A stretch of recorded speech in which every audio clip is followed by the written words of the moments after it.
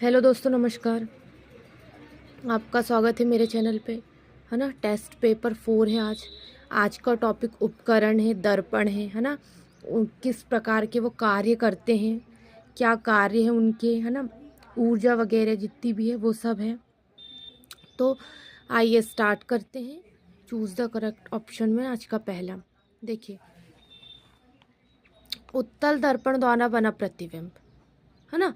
उत्तर दर्पण जो है उसका द्वारा बना प्रतिबिंब बोल रहे कैसा होता है, तो वो प्रतिबिंब काल्पनिक तथा सीधा होता है। उत्तल दर्पण से जो बना प्रतिबिंब होता है वो काल्पनिक और सीधा होता है। तो ऑप्शन नंबर 3 इसका करेक्ट आंसर है। ठीक है, उत्तल दर्पण का बना प्रतिबिंब काल्पनिक सीधा होगा। गोलीय दर्पण की फोकस दूरी उसकी वक्रता त्रिज्या की आधी होती है। जो गोलीय दर्पण होता है उसकी फोकस दूरी, उसकी जो वक्रता त्रिज्या है उसकी आधी होती है। तो option number A correct answer है कि उसकी आधी होती है। ठीक है, हजामत बनाने के लिए किस दर्पण का व्यवहार किया जाता है। हजामत मतलब वो दाढ़ी बनाना, है ना। वो उस जब हम दाढ़ी बनाते हैं तो वो कौन से दर्पण का प्रयोग करते हैं ये बोल रहा है वो। तो अवतल दर्पण का प्रयोग करते हैं। अवतल दर्पण का प्रयोग इसीलिए करते हैं क्योंकि वो क्या होता है, किनारों से पतला, मतलब किनारों से मोटा और बीच से पतला होता है ना। तो दाढ़ी बनाने के लिए वो उपयुक्त होता है। उसमें जो भी शेविंग के जो बाल होते हैं वो एकदम क्लियर नज़र आते हैं अवतल दर्पण में। ठीक है, इसीलिए, है ना, क्लियर और बड़े नज़र आते हैं क्योंकि वो किनारों से मोटा और बीच से पतला होता है, इसीलिए। द्रव का आपेक्षिक घनत्व मापा जाता है। तो द्रव का जो आपेक्षिक घनत्व है वो हाइड्रोमीटर से मापा जाता है। द्रव का आपेक्षिक घनत्व जो है वो हाइड्रोमीटर से मापा जाता है। ठीक है, दूध की शुद्धता किस यंत्र से मापी जाती है, तो हमने पढ़े थे लैक्टोमीटर। ठीक है, लैक्टोमीटर से दूध की शुद्धता मापी जाती है। क्या आएगा, ऑप्शन नंबर ए, लैक्टोमीटर से दूध की शुद्धता मापी जाती है। मोटर गाड़ी के चालक के सामने लगा रहता है, मतलब मोटर गाड़ी जो चलाता है गाड़ी, उसके बोल रहा है कि चालक के सामने क्या लगा रहता है, तो वो उत्तल दर्पण रहता है। उत्तल दर्पण इसीलिए लगा रहता है क्योंकि वो छोटा दिखे, जो गाड़ी आ रही होगी, है ना, वो छोटी नज़र आए और स्पष्ट नज़र आए और छोटी नज़र आए और सीधी नज़र आए, है ना। इसीलिए उत्तल दर्पण लगाया जाता है जिससे एक्सीडेंट का खतरा कम होता है। इसलिए मोटर गाड़ी के सामने जो लगा होता है वो उत्तल दर्पण लगा होता है। ठीक है, उत्तल। फोटोग्राफिक कैमरे का भी दृश्यक होता है। क्या होता है, उत्तल लेंस। जो आप फोटोग्राफी करते हो ना, उसमें जो सामने जो लेंस लगा होता है कैमरे में वो होता है उत्तल लेंस। उत्तल लेंस वो इसीलिए होता है कि क्या होता है, फोटोग्राफी आपको सीधी नज़र आए और छोटी नज़र आए, जिसमें आप क्या उसके हिसाब से आप फोटोग्राफी कर सको, है ना। पानी में हवा का बुलबुला किस तरह कार्य करता है, तो वो अवतल लेंस की भांति कार्य करता है। कौन, पानी में हवा का बुलबुला। ठीक है, वो अवतल लेंस की भांति कार्य करता है। वायुमंडल की आर्द्रता मापी जाती है हाइग्रोमीटर से। वायुमंडल में जो आर्द्रता होती है वो मापी जाती है हाइग्रोमीटर से, याद रखिएगा, हाइग्रोमीटर इज करेक्ट आंसर।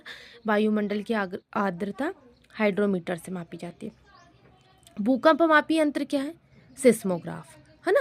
भूकंप मापने वाला यंत्र जो है वो सिस्मोग्राफ है। इससे भूकंप की तीव्रता, है ना, भूकंप की तीव्रता कितनी, मतलब कितनी रफ्तार से भूकंप आने वाला है, कैसे झटके आएंगे, कम ज़्यादा, वो तीव्रता मापी जाती है सिस्मोग्राफ से। याद रखिएगा, भूकंप की तीव्रता। ध्वनि की तीव्रता किससे मापी जाती है, डेसिबल में। कैसे मापी जाती है, डेसिबल में। कैसी, कि कितनी ध्वनि की तीव्रता कैसी है, तो वो हम डेसिबल में मापते हैं। मानव रेटिना पर बना प्रतिबिंब होता है, कैसे होता है, वास्तविक एवं उल्टा। मानव रेटिना पर बना प्रतिबिंब कैसा होता है, वास्तविक एवं उल्टा। क्यों, रेटिना पे बना प्रतिबिंब वास्तविक और उल्टा इसीलिए होता है कि हमको जब हम चीज़ें देखें तो वो हमको सीधी नज़र आए, इसीलिए उस पे बना प्रतिबिंब रेटिना पे वास्तविक और उल्टा होगा, क्योंकि हमको चीज़ें सीधी नज़र आए।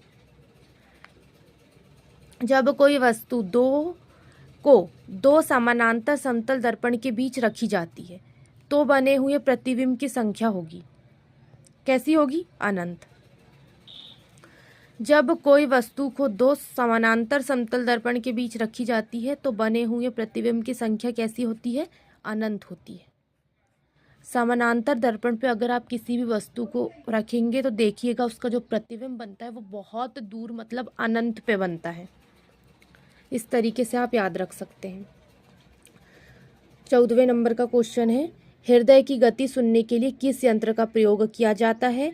तो हृदय की गति सुनने के लिए हम स्टेथोस्कोप का प्रयोग करते हैं। ऑप्शन नंबर 3, स्टेथोस्कोप का हम प्रयोग करते हैं हृदय की गति सुनने के लिए।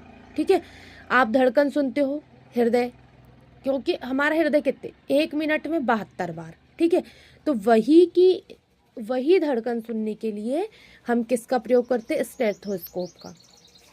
वायुमंडलीय दाब की माप की जाती है, कैसे की जाएगी वायुमंडलीय दाब की माप? बैरोमीटर से।